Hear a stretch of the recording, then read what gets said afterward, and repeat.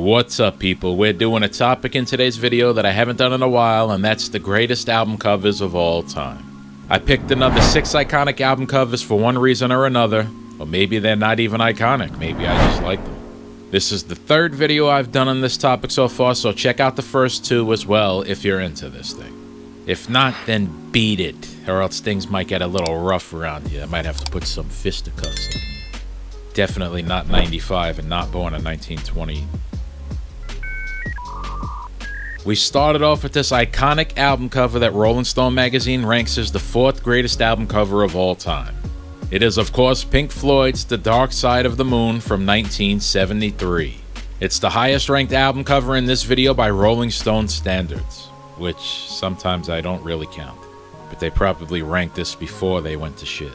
Do I think it's a great album cover? Yes, but only in so much that it's iconic. Is it necessarily a masterpiece of artwork? Probably not, but it's been in the musical artwork lexicon for decades now, and of course a part of it, and probably a big part of it, is the track listing of the album. It includes the classic songs Us and Them, Time, and Money, and of course it's Pink Floyd. This is their 8th studio album, so they built up a great catalog of songs and fanfare already. If it was their first album, would it have been considered iconic? Or maybe it would have been in hindsight. It's just something to think about because it's a pretty simple piece of artwork. I guess the idea gets praised more than the artwork though. Keyboardist Rick Wright told the design team at British graphic design company Hipgnosis that Pink Floyd wanted something that's really stylish, like a singular image, like a chocolate box.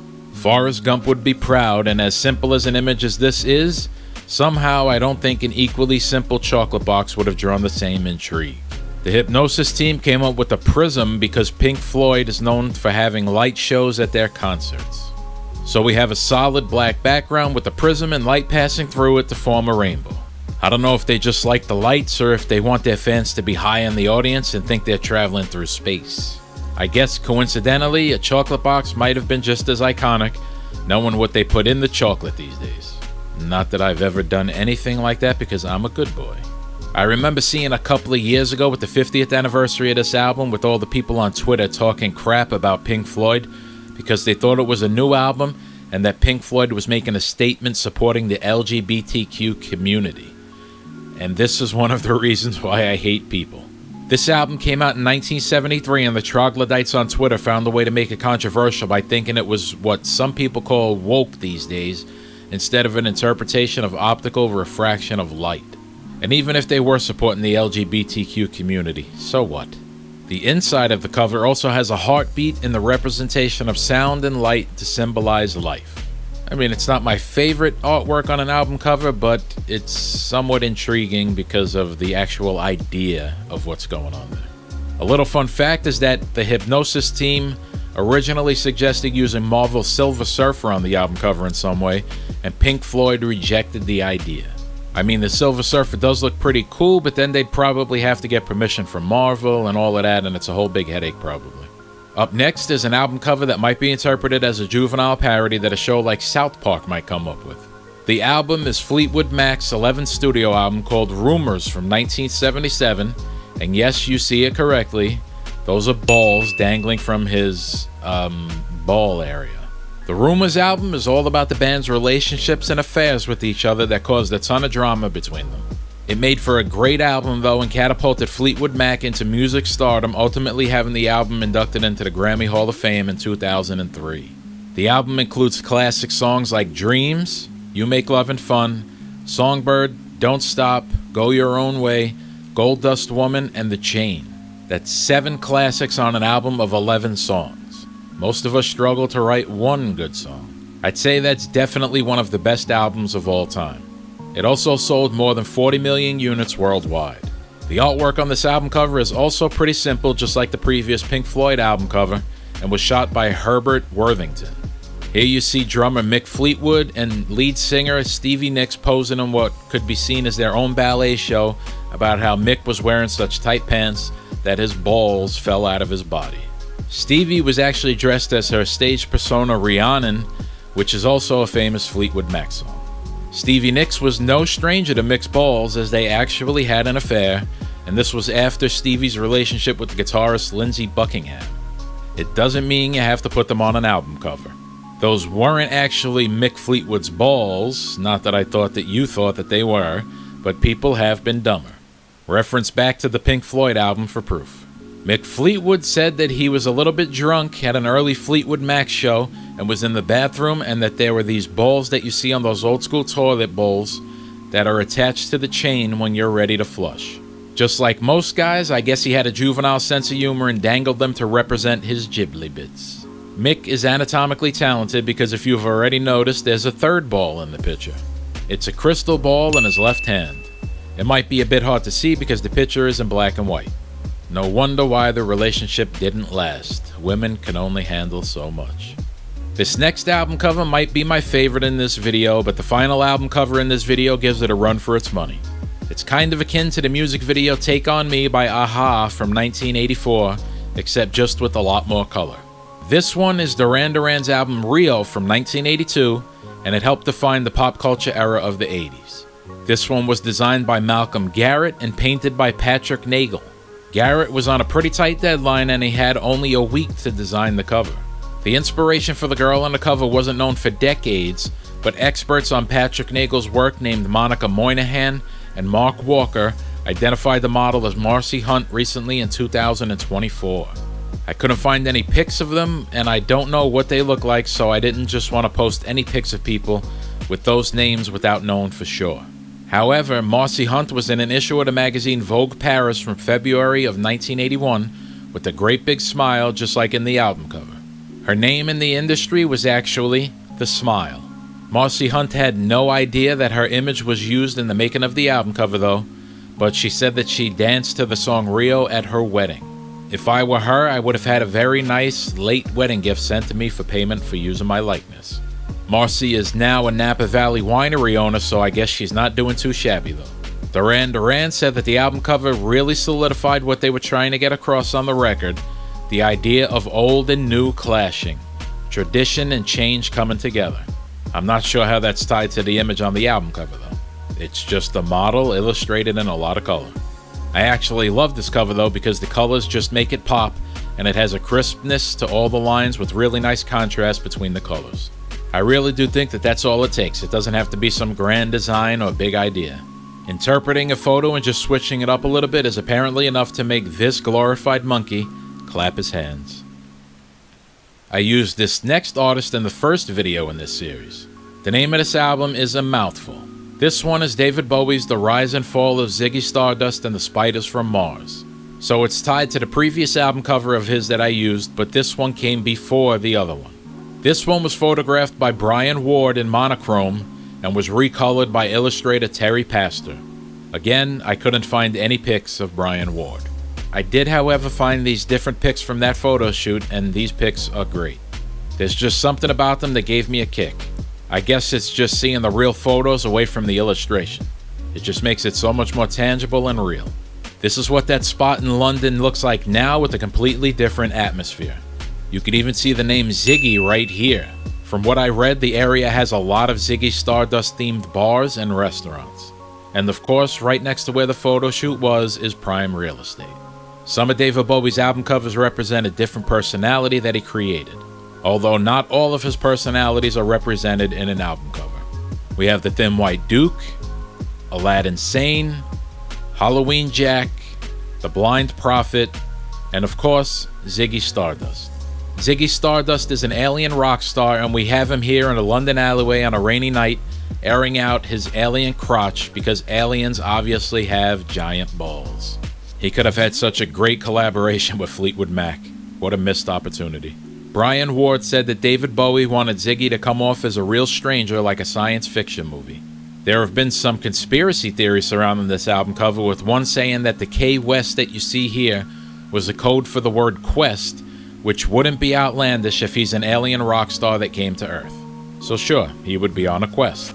The other conspiracy theory about what K West supposedly means is definitely more bonkers.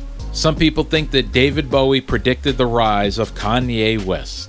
Alright, so to start the theory off, the first song on this album is called 5 Years, about someone coming to save the Earth. The album was released in 1972, and 5 years later in 1977 is when Kanye West was born. Ooh, cue the ominous music. Another cue or evidence, and I put evidence in very big quotation marks, is that right before David Bowie died in 2016, he released his final studio album while he was alive called Black Star, and Kanye West supposedly referred to himself as Black Star, but that's not true, as he's never referred to himself as Black Star. He has referred to himself as God, though, and posed as Jesus on the cover of Rolling Stone, which is even weirder. The lyrics to Bowie's song Black Star also talks about a character who dies, and his spirit steps aside and he's resurrected by someone else taking his place. There's even a theory that the third track on Bowie's album Black Star, called Lazarus, and the third song on Kanye West's album Yeezus, called I Am a God, both prove that it was a prophecy. How it proves it, I don't know. K West was actually the name of a high-end furrier where the picture for this album cover was taken. So unless Kanye West is saving the earth by acting crazy and showing us his hot wife's naked bodies, then this is just nonsense, and Ziggy Stardust is not an alien prophet, but it makes for some interesting discussion, I guess. Although I'm sure some people will connect the furrier with Kanye's ex-wife Kim Kardashian wearing fur like she did in these pics with Kanye. I can't tell you if that fur had bad luck or good luck, if you know what I mean. Alright, so let's get back to some normalcy back here on Earth. What can we possibly do to bring back normalcy? Let's take a look at an album cover where black people are being terrorized. This one is from the hip-hop band The Roots with their album Things Fall Apart from 1999. Art director Kenny Gravelis picked 5 historic photos ranging from a church that was bombed, to a baby crying in wartime, to what looks like a poverty-stricken, destroyed neighborhood for alternate album cover versions of the CD. They settled on this photo taken in the 1960s of a black man and black woman running away from the police in the Bedford-Stuyvesant neighborhood of Brooklyn during a riot. The different artwork photos are said by Kenny Gravelis to reflect the world's greatest turmoils, including famine, violence, discrimination, and fear. The photos and the title of the album coincide with the theme of visual failure in society, and even though society seemingly progresses, we're still afflicted with major global issues that echo the disasters of the past. This also wasn't the first concept for the album cover. The first concept was to have The Roots and Sean Diddy Combs abandoned at the bottom of the ocean. That would not have aged well, knowing what we know now about Diddy. Although I guess it's fitting because Sean Diddy Combs is pretty much abandoned at the bottom of the ocean right now. Except it's not filled with baby oil. It's probably filled with very masculine men having an after party with Diddy right now. Our final album cover is in the running with the Randuran's album cover from Rio, like I said before, for the running of being the best in this video from me. This is from the album cover Van Halen by the band Van Halen from 1984. It's a lot less heavy than the previous Roots album cover. It's a baby angel filling its lungs with some nutritional and delicious cigarette smoke. Technically, it's a putto, which is a chubby male child which is often naked and with wings. Not to be confused with the word puto that means love in Spanish. So when you're feeling all lovey-dovey, tell that to your Spanish-speaking love and she'll really appreciate it. Trust me. Yes, I'm evil. I don't know who the hell came up with the idea of a putto, but it seems pretty weird to me. And just remember that we live in a society where cigarette advertisers used to print ads that implied to the public that smoking that crap was healthy and beneficial for human bodies, and also downplayed the hazards of them back in the 1950s. Why anyone trusts any corporation or government now is beyond me. This artwork was created by Margot Nahas. The original concept was for her to create 4 dancing chrome women, but she declined because it was too creatively difficult, and she said she couldn't imagine doing all the reflections. The band then looked at her previous work again and decided that they wanted her to use a putto that they saw her create before. Nahas designed the putto, and I hate saying that word, so I'm just going to call it a baby angel from now on, even if it is doing something naughty. It's also called a cherub. Anyway, she designed it based off of her friend's child, Carter Helm. She bought the child those fake candy cigarettes that anyone my age or older have most likely eaten or taken drags on, like we were brushing our teeth with the chimney stack. The baby angel smoking a cigarette is said to represent the lovable mischief of the band Van Halen's Hot for Teacher era. The cigarette and cigarette packs were censored in the UK with stickers when the album came out. Now I for one don't like censorship, but I'm on the fence about something like this when it comes to kids. I pretty much am a free speech absolutist, but I'll admit that there are certain instances where I think censorship is probably a better idea, like when influencing kids to smoke cancer sticks. But I don't think Van Halen or the artist was doing that, so it's a slippery slope though. As an aside, do you remember George Burns? That sweet bastard smoked cigars from the age of 14 to 100. Go figure. Alright, so that's another video with the greatest album covers. Let me know what you think of these album covers, or drop your favorite album covers that I haven't mentioned yet. Like I said, there's something about the Duran Duran album Rio that I really like, with the Van Halen album cover giving it a run for its money. The Van Halen album cover appeals to me because it's just a controversial image, and it's a cute kid, so it really is harmless seeing it from my own grown-ass person viewpoint, ignoring the obvious. Alright, I'll see you next week with a new video.